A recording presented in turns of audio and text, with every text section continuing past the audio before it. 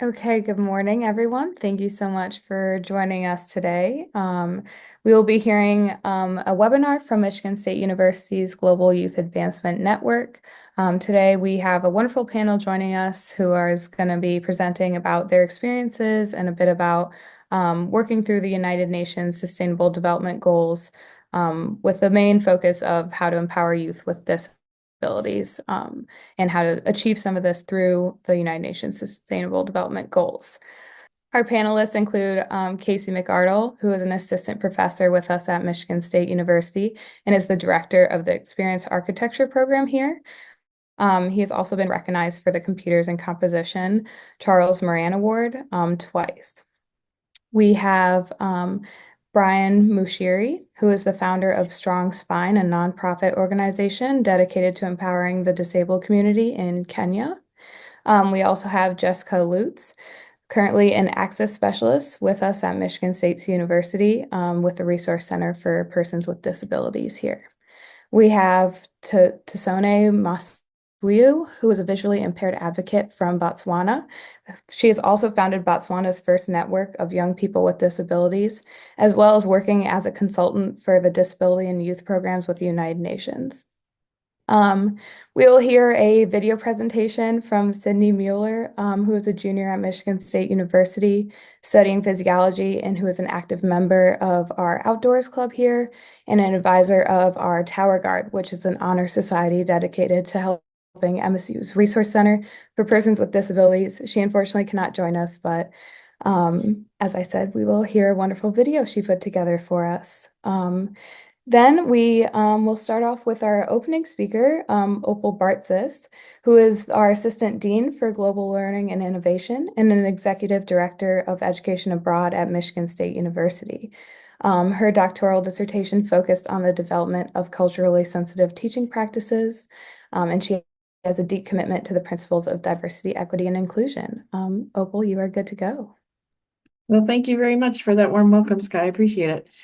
I'm so honored to be here to be part of this event and especially to be surrounded by so many people who have deep experience with advocating for the rights of individuals with disabilities. I feel thankful for the opportunity to contribute a little bit now before we get fully underway with exploring how the SDGs can be leveraged to create inclusive environments that empower youth with disabilities. We know that inclusion and diversity are central tenets to the SDGs, and we know that, as stated by the United Nations, these concepts are not only integral to specific SDGs, but also permeate the entire framework, emphasizing the need for equitable and inclusive approaches in all aspects of development. With that in mind, it's useful to think of the SDGs as a whole when we consider the value and indeed the imperative to create spaces where young people with disabilities are fully and authentically included. We know that progress in one SDG raises the others, and increases the likelihood of progress in multiple areas. But it's also useful to specifically look at individual SDGs. And so as I prepared for this webinar, I focused primarily on SDG number 4, quality education, which in its expanded form aims to ensure inclusive and equitable quality education and promote lifelong learning opportunities for all. The SDGs serve as unifying goals, but also guideposts for the development of the kinds of actions we must take in order to reach these goals. Because quality education cannot be restricted, it must be inclusive and attainable by everyone. Humans have a right to quality education. It is therefore necessary to make our teaching and learning environments and processes accessible, inviting, and capable of providing support. We have to go beyond words and enact the values we espouse. And a value that we hold deeply is inclusion. Inclusion means belonging, and inclusion means access. So reflecting on that, Luna and Skye encouraged me to think about what inspired me to become involved with advocacy for youth with disabilities and to think back on my personal experiences. My own journey of becoming aware of the challenges faced by young individuals with disabilities began when I was a program coordinator for a major study abroad organization prior to coming to MSU. There in 1998, I drafted what was my organization's first guide for students who use wheelchairs to be able to identify the most supportive study abroad locations, which is a project that began with a simple request from a program applicant. In my research, I discovered that some of our locations offered accommodating classroom space, but that housing was not accessible. Small doorways, units that were located at the tops of steep hills, insufficient bathroom facilities, and so forth. In other cases, where accessible housing was available, public transportation in a given city did not offer suitable options. Buses were unequipped to load wheelchairs, and security latches were not existent in some of the buses that could load a wheelchair. Previous students had reported that taxis refused to stop for them in some places if they were in a wheelchair. So, using the eventual guide that was created enabled applicants to identify locations that were able to meet the range of needs for users of wheelchairs. And it was empowering for our students. And it was validating for me as a student advisor. I realized that I could make even more of a difference by advocating to my organization internally, to the host universities with which we partnered to place our students abroad, and to the local agencies and communities our students studied, simply by asking questions, making inquiries about options, gently critiquing existing conditions, and letting it be known that concerns about opportunities and levels of access exist and are worthy of being addressed. Over the years, as a professional in the field of education abroad within international education, I've been guided, as have so many of my colleagues, by the work of an organization that has been focused on raising awareness and expanding access, known as Mobility International, whose mission is advancing disability rights and leadership globally through international exchange and international development to create a more just and equitable world where people with disabilities take their rightful place as leaders and citizen diplomats throughout the world. That aligns closely with the MSU mission, which calls for the development of globally engaged citizen leaders, by the way. And I felt privileged last year to partner with a representative from Mobility International, as well as colleagues from study abroad offices at Ohio State and Worcester Polytechnic, on the presentation of a session aimed at highlighting promising practices in expanding learning abroad opportunities for students with disabilities at the NAFSA conference, the Association of International Educators. That experience taught me a lot about the importance of leaving no one behind, in line with the theme of this webinar and the questions posed to us as panelists. I was inspired by the efforts of my co-presenters who facilitated learning opportunities for youth with a variety of disabilities. I was able to contribute information to the session by describing MSU's Resource Center for Persons with Disabilities, or RCPD, as Skye has already mentioned, which partners with offices like mine, Education Abroad, but also multiple units across campus and academic colleges to ensure that students are prepared for success. As RCPD states clearly on its website, education expands opportunity, and for those experiencing disabilities, education is a most empowering choice. This is why Team RCPD works diligently to engage MSU traditions of quality, inclusiveness, and connectivity for the benefit of all. And RCPD has been our active partner in education abroad in preparing many students with disabilities to have rewarding experiences internationally. And most recently on the MSU campus, I was reminded of the importance of advocating for individuals with disabilities during the generous visit from Senator Osita Izunaso from Nigeria, who founded an organization in Nigeria that uplifts and empowers persons with disabilities, and who is personally responsible for proposing and securing support for Nigeria's first and only law that protects the rights of persons with disabilities. His work is shining a light on inclusive education and employment, and it's inspiring similar efforts in additional African countries and indeed around the world. And during his visit to MSU, he reminded us repeatedly that quality education is inclusive and that inclusive education benefits everyone. Inclusion brings us diverse perspectives and multiple ways of finding solutions to challenges that affect us all. Exclusion, the opposite of inclusion, fuels the fear of difference. When we exclude, we cut ourselves off from the richness of difference. So I see the SDGs as invitations to continually re-examine our educational values and to ensure that we're working toward the kinds of societies that we want to see and the kinds of societies in which authentic opportunities exist for everyone. Thank you very much. Thank you so much, Opal, for that wonderful opening speech. We were honored to hear some of your insights on that. Next, I will now call out the panel individually so we can hear a bit more in-depth introductions from them.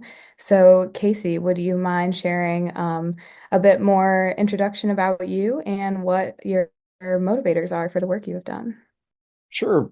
This is Casey McArdle. How are you? As Skye noted, I'm the director of the Experience Architecture program here at Michigan State University. It's an undergraduate user experience degree housed in the arts and humanities. And we figure if we're going to be building and designing systems for humans, we want to make sure we're using that humanities lens to do that.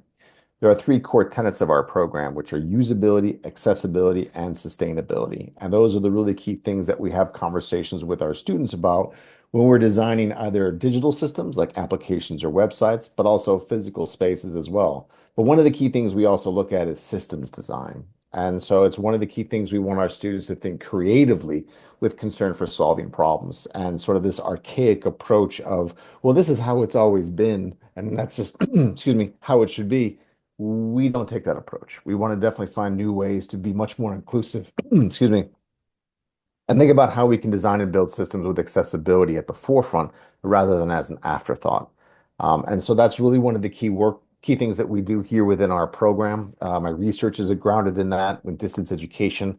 The book that came out a couple years ago that won some awards is Personal, Accessible, Responsive, and Strategic, and how we can create those particular spaces that are about invitation. It's not just about ADA compliance, it's about making sure our students have access to information and that we create a particular system that invites them into that conversation. I could go on for a really long time, but I will feel free to pass it on to others. Thank you so much. Brian, would you mind going next and sharing a bit more about the work you've done? Thank you so much. My name is Brian, and I'm coming to you live from Kenya, a small village in Nakuru County, and it's around 6 p.m. right now in Kenya. And yeah, my motivations come from a very personal point of view because 10 years ago, I was involved in a road accident that left me paralyzed, and I suffered a spinal cord injury that left me paralyzed from my armpits down.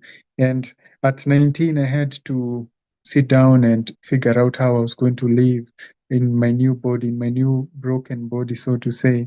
So no one in my family had ever experienced a disability before.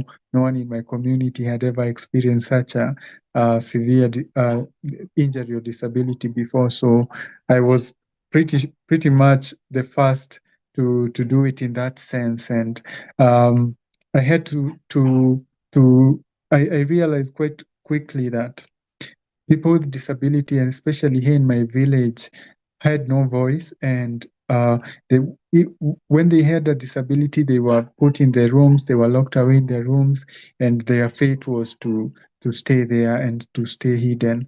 And at 19, I felt like I had so much more to do in life, so much more living to do, and that is where my motivations came from.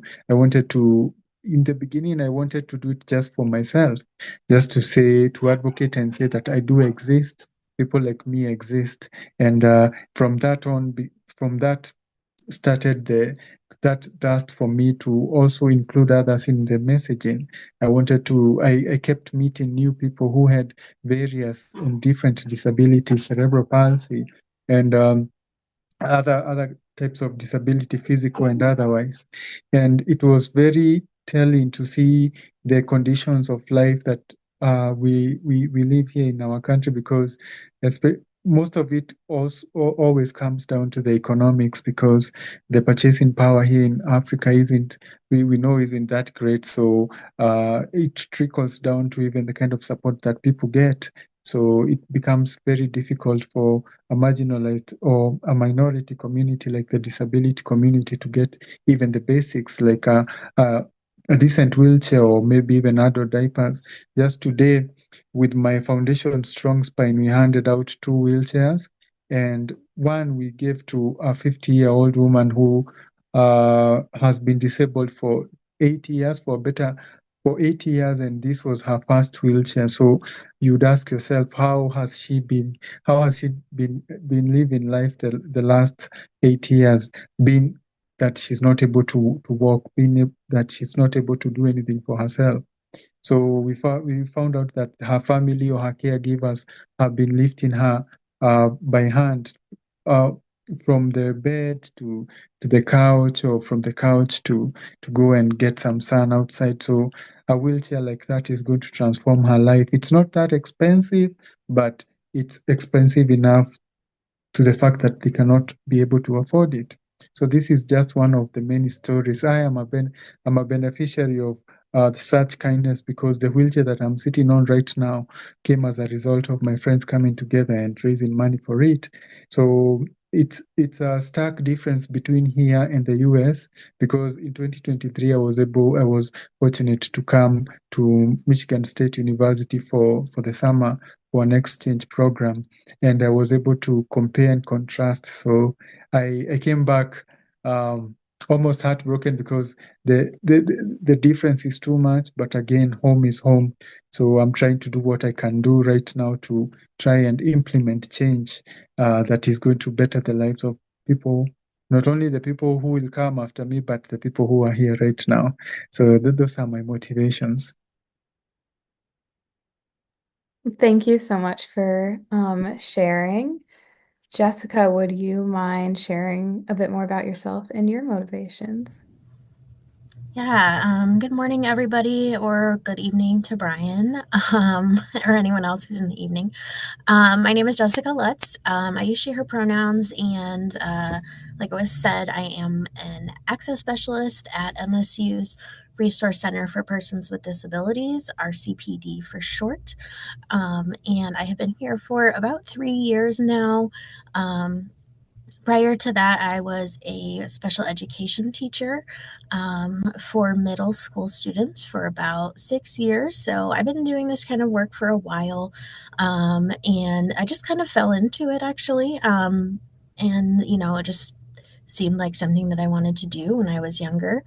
And, along the way, I have learned a lot. And just kind of getting into that with our college students and helping them minimize the barriers that they experience, so that way they can access their education. Besides that, that's kind of the primary piece of my job. But besides that, I do run a few different programs and groups.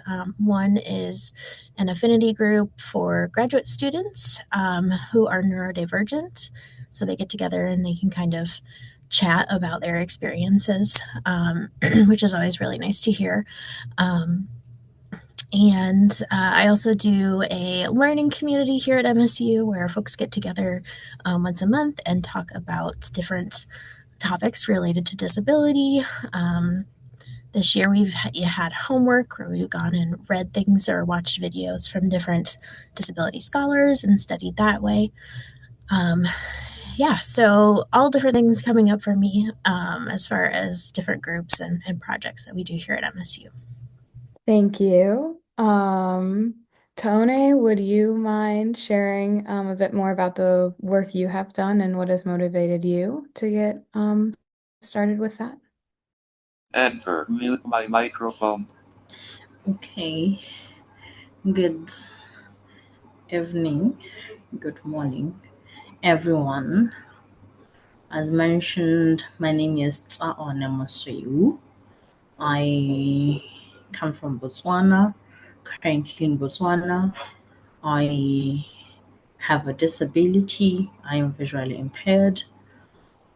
I currently work on temporary basis as a disability and youth consultant with the United Nations Population Fund office in Botswana. I also have founded a network of young people with disabilities, the first of its kind in Botswana. I also currently have launched a mentorship program for adolescent girls and young women, specifically focusing on empowering them with SRHR knowledge, which is sexual reproductive health and rights knowledge. And this is also focusing on personal development. In addition, I also have recently founded a company that is specifically focusing on consulting around issues of disability inclusion, be it in designing programs, developing policies, strategies, interventions, new initiatives, or improving the current initiatives that we already have. So the company is called Diverse Horizons Consulting. So one other thing is that I am a Mandela Washington Fellowship alumni. I was based in Michigan State University. That's how I have met the organizers of this webinar. What I do is influenced by my experience as a young woman with disability who is blind. Is also influenced by what I see persons with disabilities experiencing, even those that might not directly affect me, but because this is a community I belong to, this is a community I want to see things being better for. That's why I do the work that I do. I contribute to the development of policies to ensure that when implementing such policies, there are reduced inequalities, there is inclusion, there is the embracing of the principle of non-discrimination, and resources are equitably distributed and opportunities are equitably distributed to ensure that those who are furthest left behind, including young people with disabilities, are empowered and nurtured to exercise their rights and also contribute to building inclusive communities. Thank you. Thank you so much for sharing out. Next, we are going to transition to hearing the video from Sydney. So again, I introduced her as a junior at Michigan State University. She'll do a brief introduction of herself in the video as well, since she was not able to join us today. Hi, my name is Sydney Mueller, and I am a current junior here at MSU studying physiology, and I have a minor in philosophy as well. So I am involved with MSU's Tower Guard. So currently this year I serve as the Tower Guard class advisor, and last year I was the Tower Guard president. So Tower Guard, if you haven't heard of it, I don't blame you. It is an organization that works to support the RCPD and in turn students with disabilities at MSU. So we're a group of 70 or 80 students, sophomores, who support the RCPD in anything that they need. So whether that is providing wayfinding, tutoring, e-textbooks, fundraising, kind of anything the RCPD needs, we're, the manpower to do it. So at least that's how I like to think about it. So other than Tower Guard, I'm involved with MSU's Outdoors Club, where I serve as the treasurer. So I've been in the Outdoors Club for 3 years, and it is essentially a club dedicated to exploring the outdoors. So yeah, that's about me. So little backstory about me. I have 2 siblings, 2 years older than, one 2 years older than me and one 3 years younger than me, so I'm the middle child. And My older brother was diagnosed with type 1 diabetes when he was 12 and I was 10.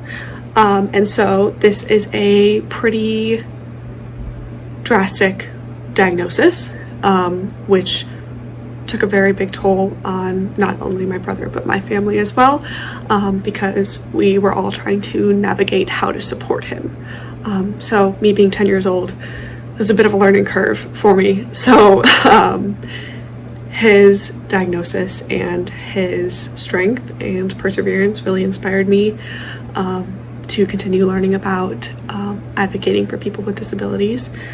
And it really opened my eyes at a young age. And I think that because of that, it kind of formed me today. So yeah, and my brother continues to inspire me, even though I don't tell him. He continues to inspire me every day with everything that he has to go through, and he's, you know, a college student and everything else. So, but he's my brother, so. Anywho, that kind of sparked me into finding ways to support people with disabilities, and I guess I've just kind of continued that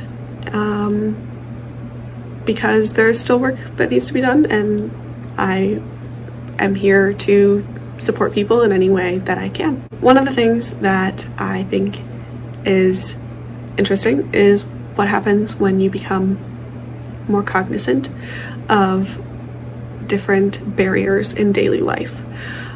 So you don't know until you know, is the way that I like to think about it. So I am an able-bodied person, and I don't realize the different barriers that I see every day, because for me they may not be barriers, but for someone else they may be. So simple things, simple to me, like just the automatic doors, you know, something as simple as that can be a huge barrier for somebody, and you don't really think about that until you become aware of the different barriers that people face on a daily basis. And so even just being cognizant of these little things, I think, is really eye-opening, because personally, once I started to realize these little things, I kept seeing it everywhere. Different things where I would be like, that needs to be fixed, or this isn't great, or this isn't supportive, you know. I think Tower Guard really opened my eyes to that, and I just became more aware of my surroundings. And so now, using that knowledge, hopefully I can better support people with disabilities in any way that I can. And I think spreading disability access is a hard thing to do, because it is hard to get people to listen. And so some of the things that RCPD does when they do their outreach and they are posting on social media, I think is huge, obviously, with my generation, and all of their different advocacy events that they hold where they have speakers come in and speak, I think are absolutely lovely, and really eye-opening, and I wish that more people would attend those things, because I think that they are very vital to being a student and being a person on campus. I guess one of the most surprising things was sometimes how hard it could be to get accommodations. So I know that is not a very positive thing, but it's very interesting to see, specifically on campus, maybe professors who don't want to provide accommodations for students, I think is insane. And luckily the RCPD does an amazing job of supporting students and making sure that they get the accommodations that they need. But that was an unexpected thing that I learned, was that supporting people with disabilities sometimes is just simply convincing people to provide accommodations.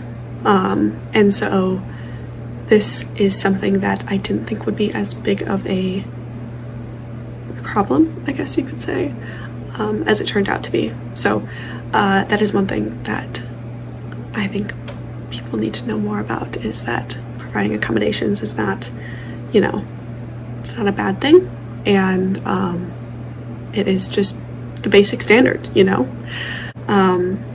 It means simply being supportive of other people, I think. And I know that I use the word supportive a lot.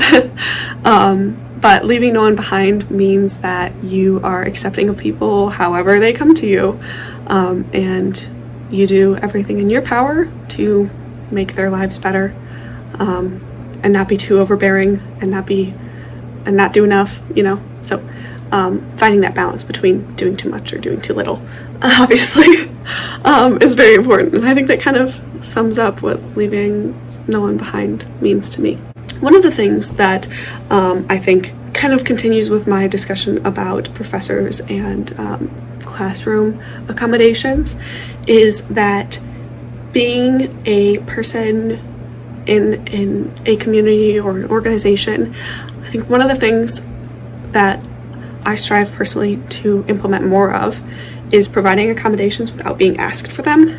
So when professors provide lecture recordings or lecture notes or provide flexibility with their assignments, these are all things that are common accommodations. And so providing them from the get-go and kind of having this expectation of, you may not even have to ask, I'm just going to provide the accommodations anyway, I think is a really important mindset, and I think creates less of a burden on the person who needs accommodations, and kind of taking that on yourself and saying, I'm going to do this before you even need to ask me, I think is one thing that being more cognizant of could better support people with disabilities in your own communities or organizations. So just those little things where if you're in a space where you have the power to change something, saying, hey, I'm in the Zoom meeting, I'm going to turn on captions, or just little things like that go a long way, and doing them without even being asked takes it even further, and I think is something to keep in mind in different organizations. So those are my responses to all of these questions, and I apologize again for not being able to make it to the webinar, but I hope that this video is supplemental to that, and thank you for having me, and I hope everyone is having a lovely day, and good luck to anybody who is having finals. Yay!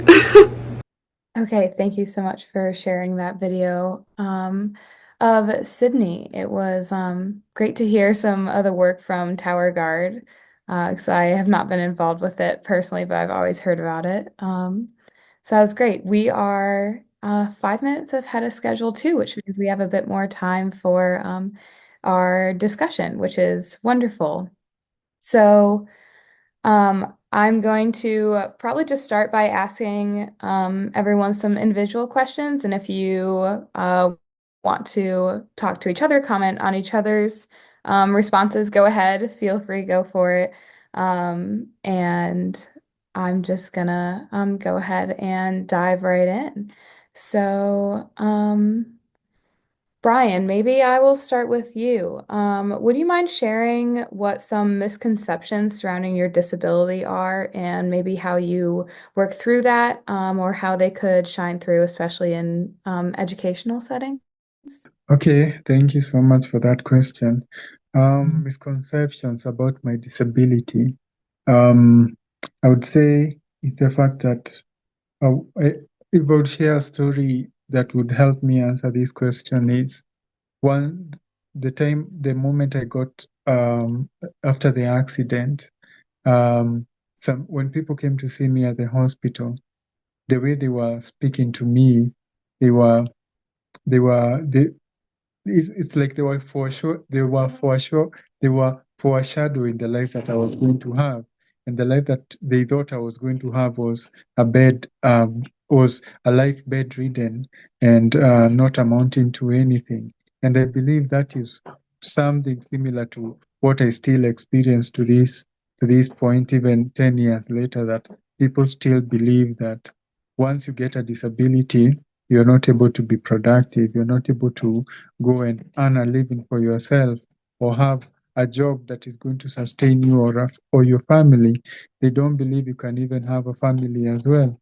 So all these misconceptions are things that I try to demystify, not only in my work with Strong Spine Foundation, but also with the following that I have gathered on social media, just trying to in terms, again, going back to education, telling stories and telling them accurately and telling them in a very equitable way, because the rhetoric around disability, especially in this part of the world, is that disability breaks your dreams, shatters any kind of ambition that you have, and leaves you with nothing, leaves you a burden to you and your family.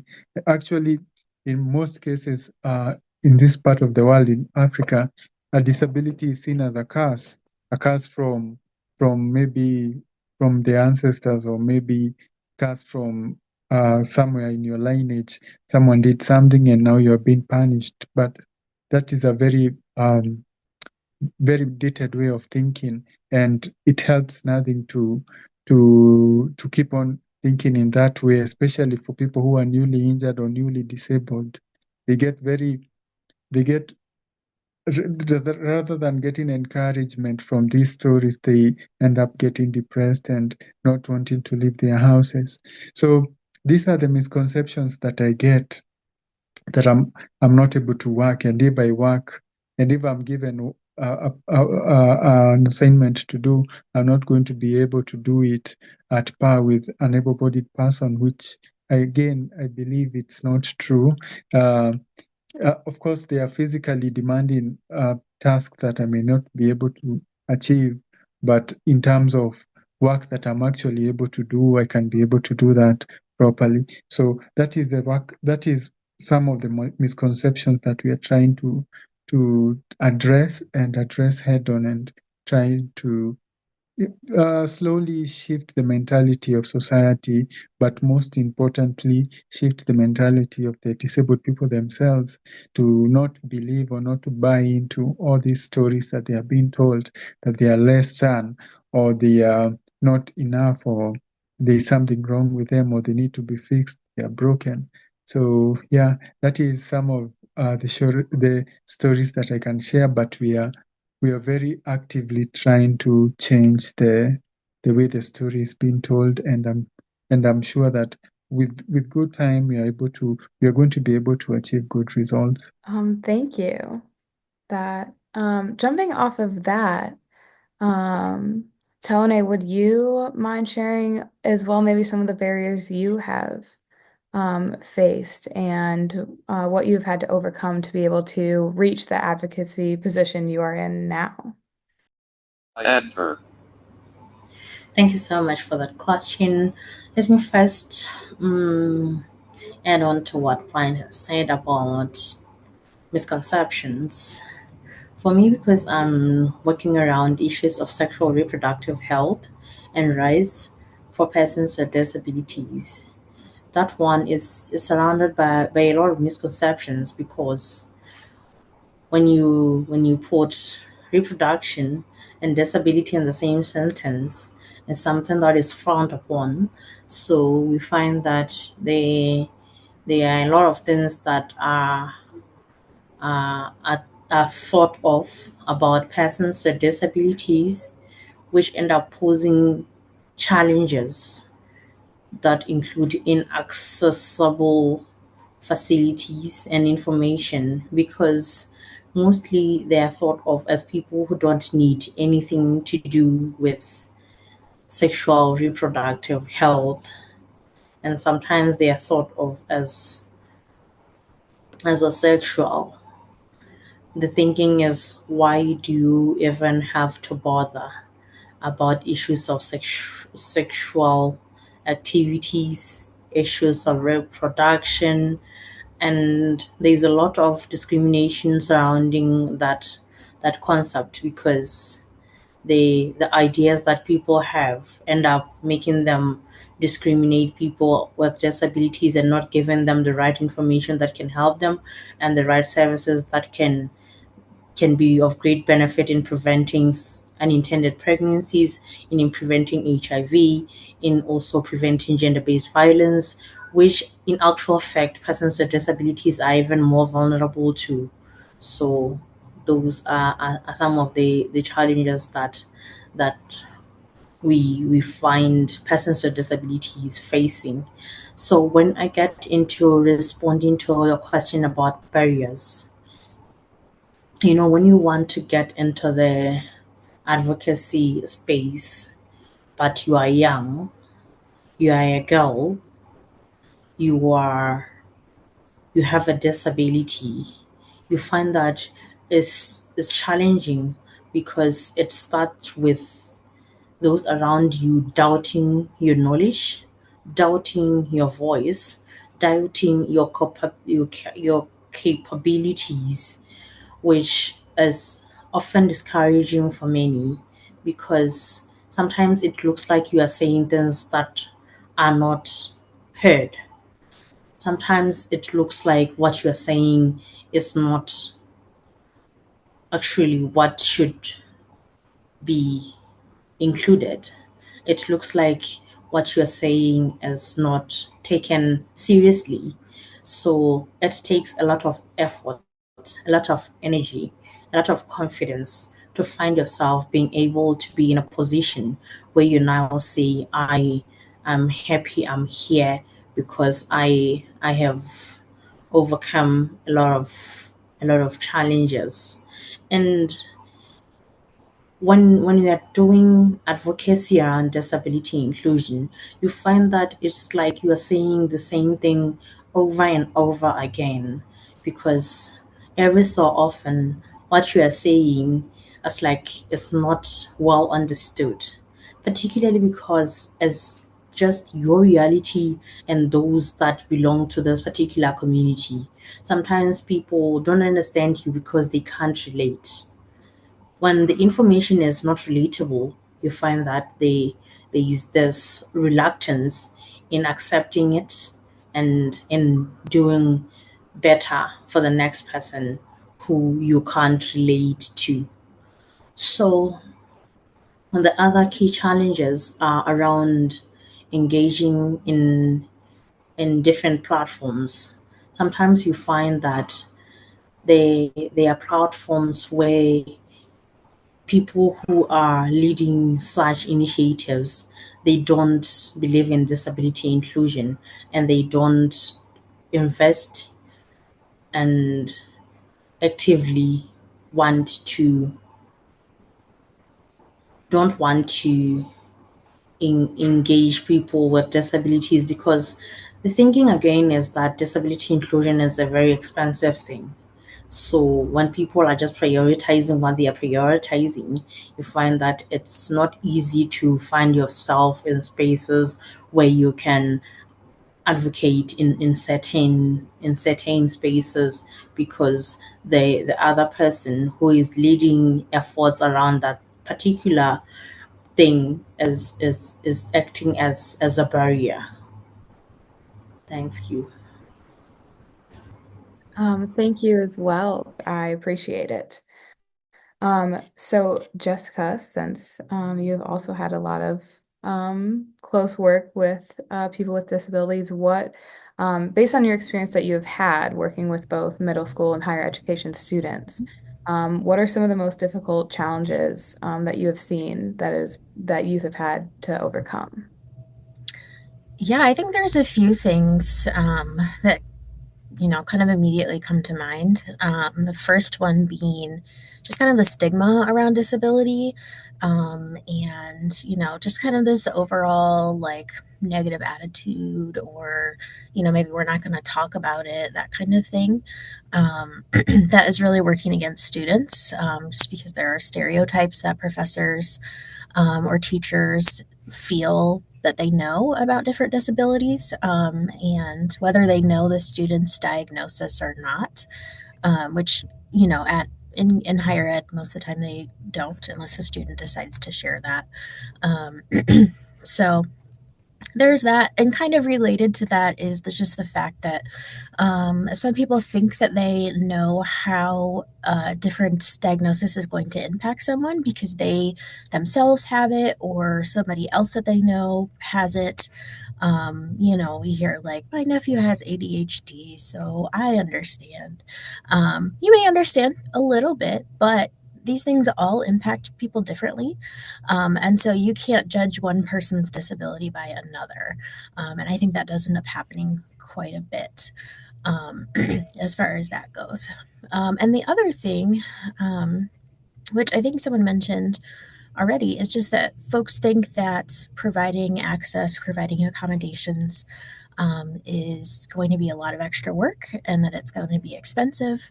And some of that may be true up front. It's going to be something different that folks are not used to. And I think Casey said in the beginning something about not doing things the way they've always been done. That's a big piece that comes in, I think, because folks are just used to like, this is the way it was when I was in school, so now that's how it's going to be when I'm teaching. And I understand that that's the idea, but also like, let's kind of move on and be able to include all the students in what they're supposed to be learning, and, the different ways that they learn. So, Thank you for sharing. Kind of bouncing off that since we're now seeing a Michigan State point of view. Casey, during your advocacy work, what's maybe an impactful change or development that you've seen either taken place or currently taking place on campus right now for students with disabilities? I think hi everyone, this is Casey McArdle again. I think that we've seen some leftover or residual understanding, as it were, from COVID. And for context, I think a lot of people so my educational background and my research area is distance education, online writing and instruction.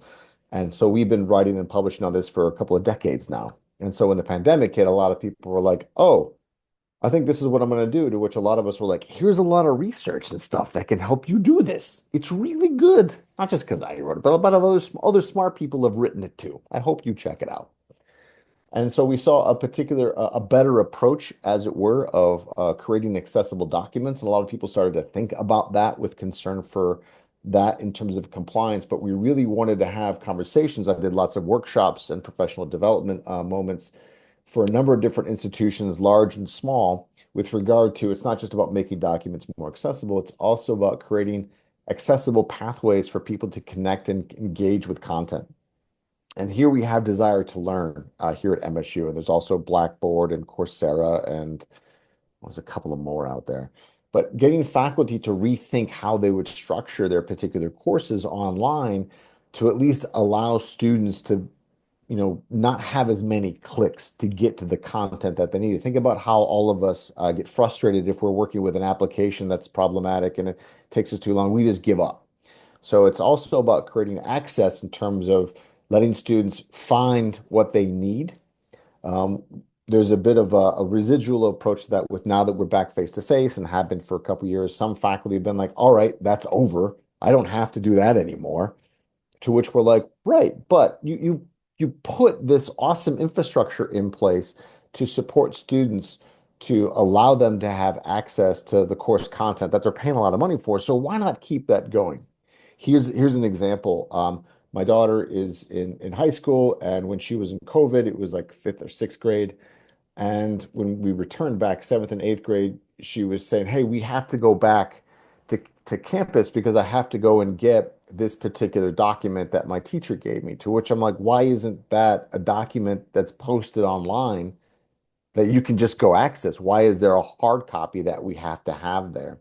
Um, and so it's about, did we learn anything at all? And I think lots of faculty did learn about accessibility, did learn about creating more accessible and inclusive spaces that are engaging. And then some, have taken the approach of, well, I don't have to do that anymore, which is really frustrating, which is why I think moments like these types of webinars and other opportunities for RCPD and other faculty on campus to educate faculty on the prospect for what it means to actually create an inclusive learning environment is something that I've been advocating for a really long time. So I hope that on some level faculty would do that. In terms of shifts on campus, which gets at your original question, I think I've seen some faculty be much more aware of it. Others have been like, all right, it's over. So at the very least, we want to rebuild that momentum of having these kinds of conversations with faculty so that when they get a particular accommodation letter, it's not, ugh, this is an inconvenience. It's, this makes sense. What can I do to help you? And again, it's also about, and I think that this was what the student noted in the video, I think it was Sydney, without having to have people make the request to make sure that it is accessible and it is available without sending an email of saying, if you need a link to the Zoom meeting or if you need a Zoom option, let us know. Making that available so no one feels like they're shamed on some level for making that type of a request. So that's what we kind of made some motions there. We took a couple of steps back, but I think we might be maybe moving forward again. Well, that is was a good way to end it. Thank you. And with that shift moving forward, maybe Jessica, if you could touch on again too, maybe what ideas or have you seen or had that has people have been working to widen the platform for people with, again, a variety of disabilities to maybe speak about their experiences or share in these educational settings, as whether it's through online learning or online classes or not. Yeah, so I know, at least since I started at our CPD, we've been doing a lot of work just to try to help educate kind of campus as a whole. Because, while accommodations are necessary, we find that, faculty are experts in their field. They may not be experts in accommodations, right? So, we recognize that and we want to provide them with resources or opportunities to learn how to do this effectively, why it's necessary, beyond just compliance with the ADA. So we hold a lot of events, we do a lot of presentations. We had our first disability summit this past fall, which was really exciting. There was a lot of people there, so that was nice. We also have a training that's on D2L. It's a self-enroll training. It's primarily meant for faculty, but I think anybody who takes it is going to learn something. So we have a lot of things like that. I think the biggest thing, honestly, is just making sure that disabled students have a voice in different things. Because it's, one thing to hear someone from RCPD kind of explain, like, hey, you got to do this. It's another thing to hear someone who has, personal experience with something and how it's helped them. Or if they've had a bad situation, explain why it was bad. They shouldn't have to take the time to kind of share their personal, stories and put themselves out there. But, if they're comfortable, that's kind of the best way, I think, to go through that. And kind of on that note, one other piece is just having some faculty on campus really do have a lot of buy-in and are very good at accommodating their students. And so just having those folks kind of share what they do with others. Faculty love to learn from each other. They trust each other a little more than they do like someone like me from a random office. So it's also nice for faculty who know what they're doing to kind of share that information as well. Thank you. So I will jump over to Tsaone. Would you mind sharing some suggestions that you would have for educational communities or other communities that you have dealt with for students to that would help students or other individuals with disabilities get some of the access that you are advocating for? I'm sorry, I forgot to unmute. No problem. All right, thank you. Okay, as I was saying, I have already mentioned that I have founded a network of young people with disabilities, and the main aim was to support this particular group to meaningfully engage in different policy and programming platforms and build their capacity to become the leaders that will meaningfully influence policies and programs so that they can be responsive to the unique needs of young people with disabilities. The other thing is, currently, as we speak, I am part of building capacities of adolescent girls and young women with disabilities through a project that aims to specifically empower young people with disabilities to advocate for themselves and their peers in SRHR and HIV programming and policy development. So what I can recommend is that with young people with disabilities, when working with them and when willing to meaningfully engage them, it need to start with understanding their level of understanding of 17 things that you want to engage them on, because every so often you find that the programs and the initiatives that are there, they leave them out because they are not as inclusive as they should be, and they are not providing information in accessible formats where young people with disabilities can access such information. So it is very important that after understanding that, you build their capacities patiently and with it should be of the best quality as you do for others without disabilities, so that they can acquire enough knowledge that will enable them to engage with confidence and also contribute in ways that they will be impact. So I think those are some of the things that can be done, and also mentoring them to build their courage, their confidence, and for them to also understand their value in engaging in such platforms. Thank you.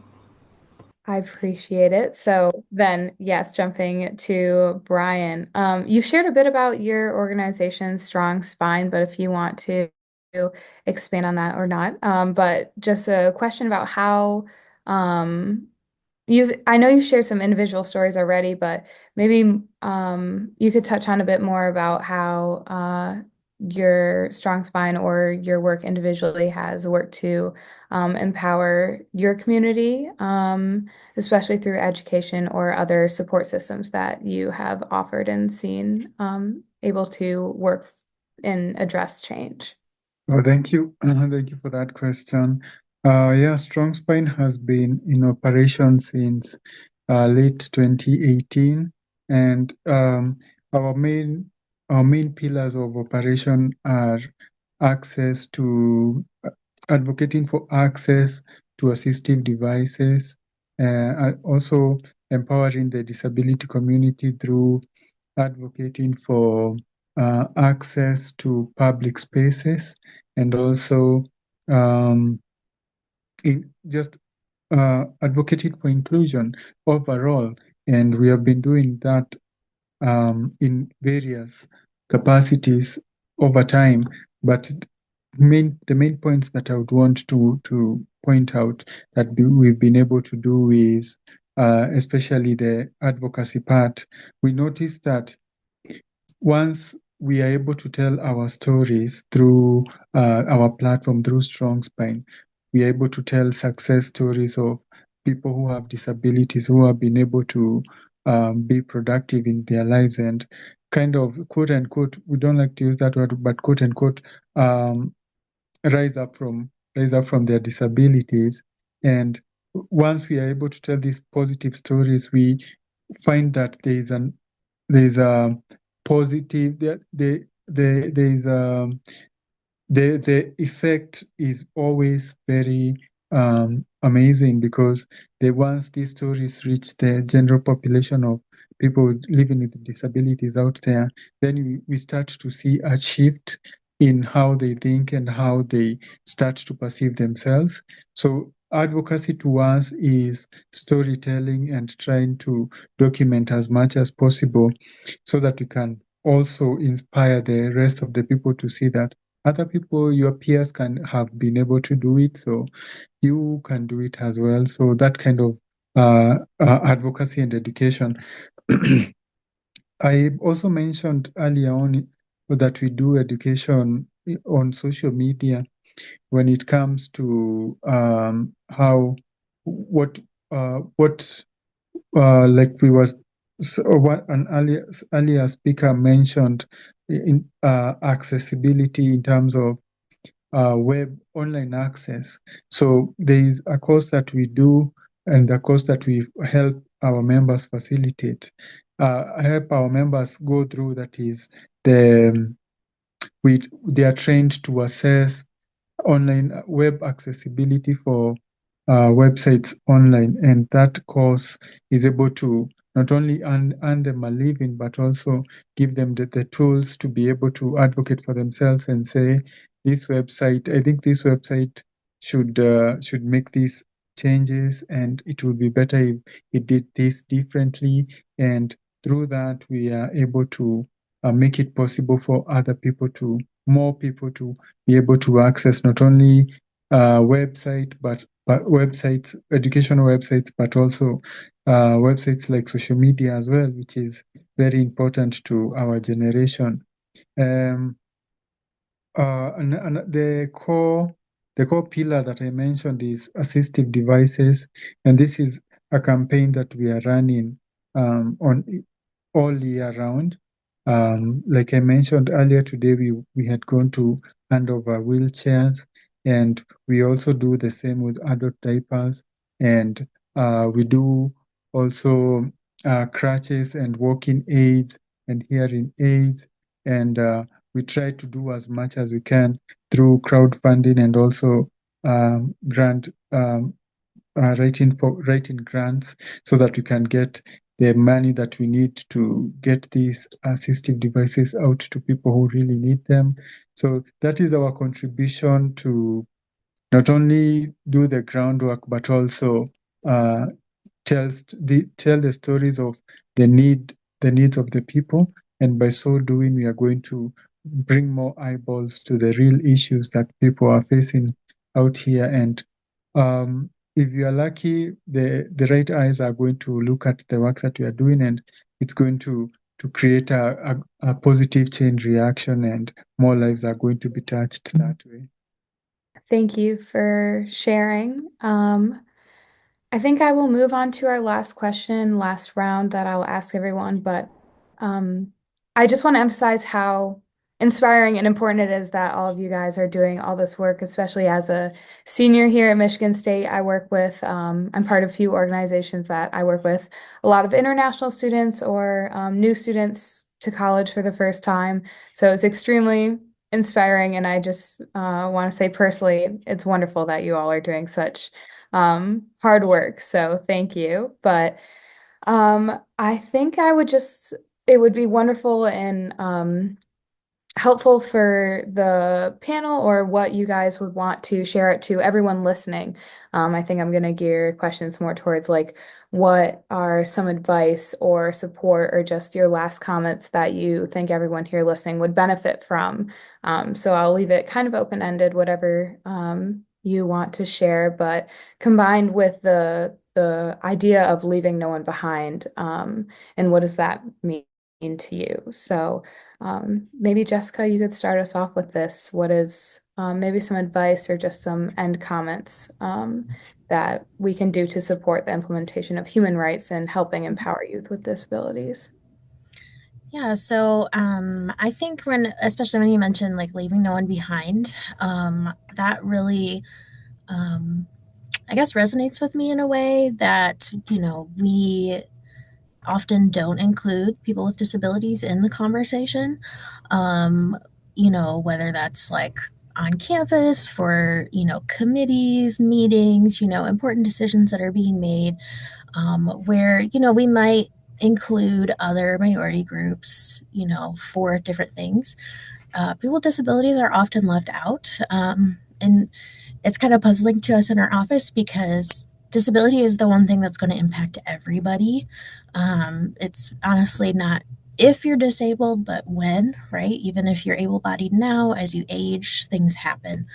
And so just making sure that folks are included in the conversation, whether that is our students or disabled faculty or staff, I think that is probably the best way to make sure that folks are not left behind. So, yeah, I guess that would be my advice to anybody on the call is just making sure that you have those voices represented.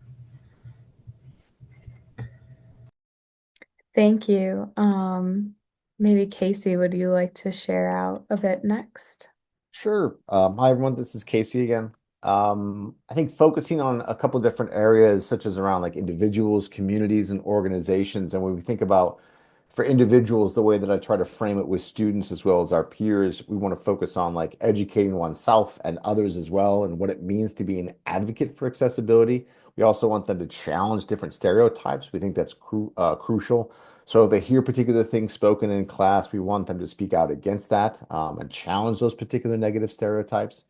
For communities and some of the partners that we work with, we try to frame it about creating inclusive policies and creating support networks, as well as creating accessible events, ensuring that community events and activities are accessible to everyone.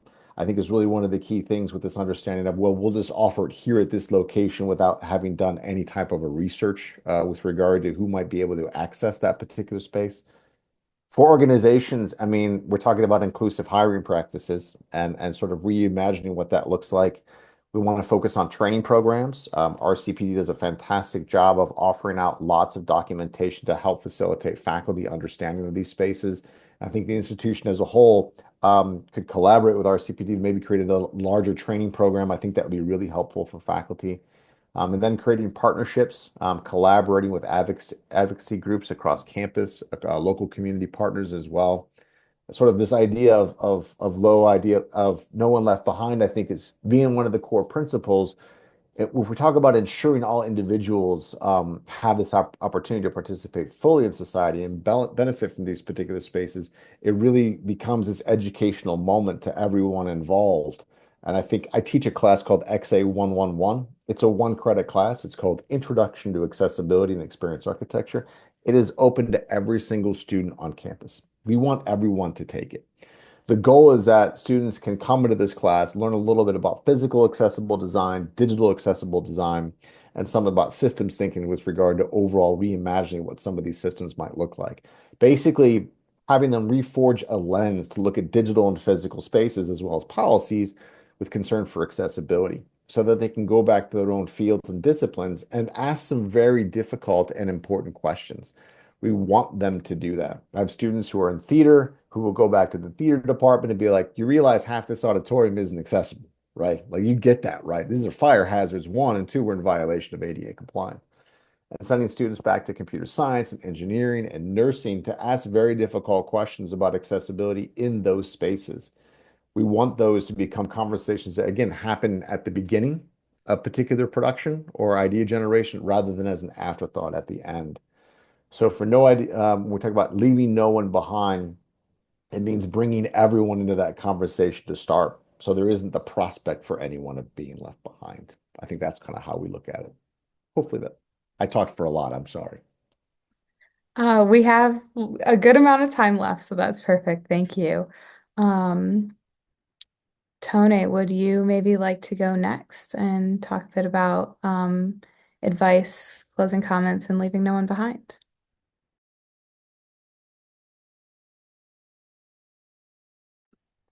I can see you unmuting but I still can't hear anything. Okay. Maybe I will move on. So, how about Opal? Would you like to share any thoughts, some that you have about, I know you covered a lot in your wonderful opening speech, but maybe anything else you would like to touch on about leaving no one behind or any advice you would have for everyone here? Sure. Well, maybe this is a nice opportunity to point out that since I talked so much about education abroad, that's my personal perspective, my primary one. It might be a nice opportunity to talk about a guide that one of our education abroad returnees recently prepared, and I'm pretty certain that it has already been placed on the RCPD website, right, Jessica? Yeah. So hang on one second. Let me just bring this up again so that I will get her name correct. I don't want to misspeak, but the new Carly Kakowski.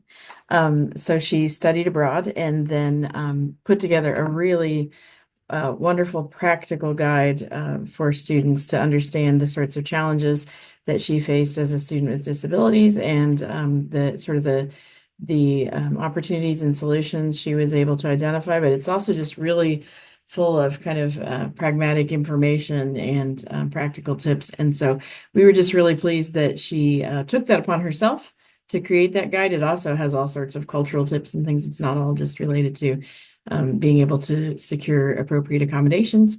But a really nice guide, and I see that RCPD has already put it on the website. So if you go to rcpd.msu.edu, scroll to the bottom under news, over on the left, you'll see it was just posted on November 21st, and that is Carly Kakowski's. She authored a study abroad accessibility guide, but I just think that's a really good example of supporting students, helping them realize the opportunities that they wish to have, supporting them through those opportunities, and then further supporting them when they have taken the really important step of wanting to help additional students. And so thank you, RCPD, for making that available to everyone there on your site. Thank you. That is a lovely thing to point out. Tone, we can try you one more time to see if your microphone will work this time. Okay. Unfortunate that we are having some connection issues. It looks like we also lost Brian, but thank you so much, everyone, for working with this. So we can move on to our Q&A part and our wrap up. So if anyone attending this webinar has a question they would like to ask, feel free to pop it in the chat and I can read it out loud, whether it's for the whole panel or individual people. And if any of the panelists have questions they want to ask each other, they can also go ahead now.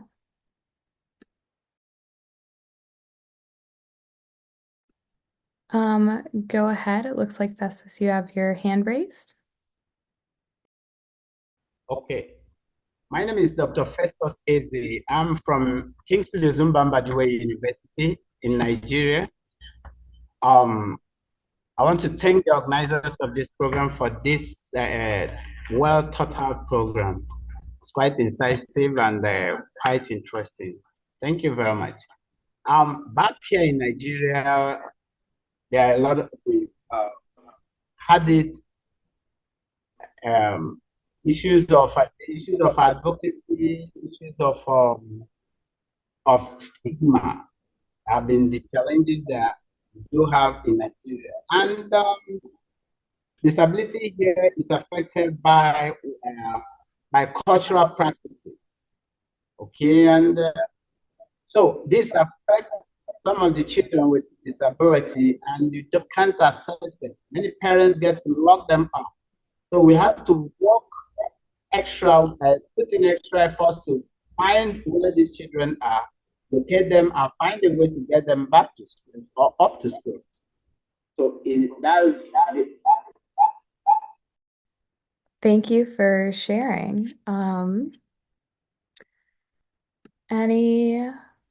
If anyone again has anything else, I'm still monitoring the chat. Or if anyone of the panelists also has any final comments they would like to make, you can go ahead now too.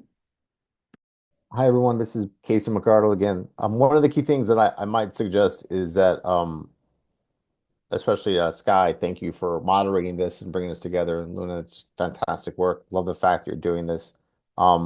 Is that students also can have a significant input into concern for policies and procedures at the institution. And by that, I mean lots of students, the louder you can get about certain topics, then the more we can get faculty behind things and then go to the upper admin to ask and request certain types of changes. We've been able to do that with concern for certain assistive technologies here at the MSU. Here at MSU, one of the key things we were able to get, we got kind of loud about was the Copilot AI with regard to Microsoft Teams. It generates meeting notes quite nicely. It does a great job of collecting information. It's not entirely accurate, but it at least provides a wrap-up note with concern for certain classes. So if people are teaching a class and they don't have another way of collecting notes for that class, be it online or face-to-face, that type of AI can be viewed as a supportive assistive technology. And that was something we got together with a bunch of students that got pretty loud about last year. And they were like, all right, but you have to pay for it. So I pay for it, it's $20. But more than anything is trying to also get even louder so that way this becomes free with everyone's students Office 365, especially with faculty so that they can go ahead and record and take notes and transcriptions of classes so that those can then be made available for students so that request doesn't have to be made. So if there's any parting comments to say, I would say is that thank you again for doing this, and hopefully we can all get louder so that we can get a little bit more resources from MSU, and then we can really be a leader in this particular area. So thank you again. Thank you. I'd actually not heard about that, so that was interesting. If we are not seeing any other questions, I will ask anyone who wants to answer as maybe our final question. How can the Sustainable Development Goals be leveraged to create more inclusive opportunities for youth with disabilities? If you have any opinions or thoughts on that. Well, I guess I'll just go back to some of the things I said in the beginning, which is I find that it's really useful to point to number 4, to quality education, and to sort of use it as a framing thought. And I think one of the nicest things about the SDGs is that you don't have to be an expert. You just have to see them, be attracted to them, know that they're right, and then want to amplify them.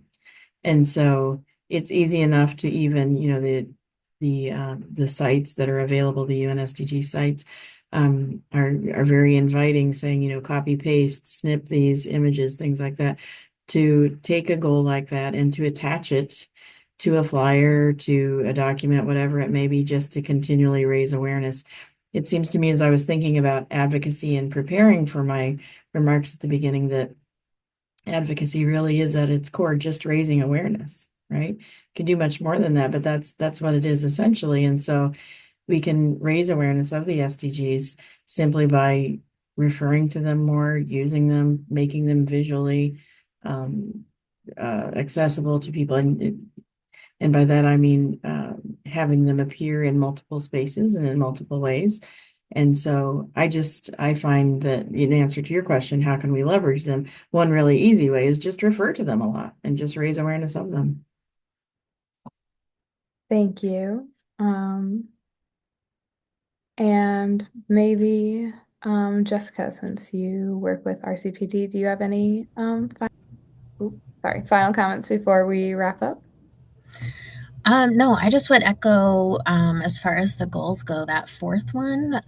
It just seems really obvious, kind of, in a way. That's not quite the right word, but it just really applies in this situation as something to kind of think critically about and make sure that that's what we're doing here on campus, in our classrooms, with events, even, things like that. So, yeah, thank you for kind of providing a little bit of time to think about that.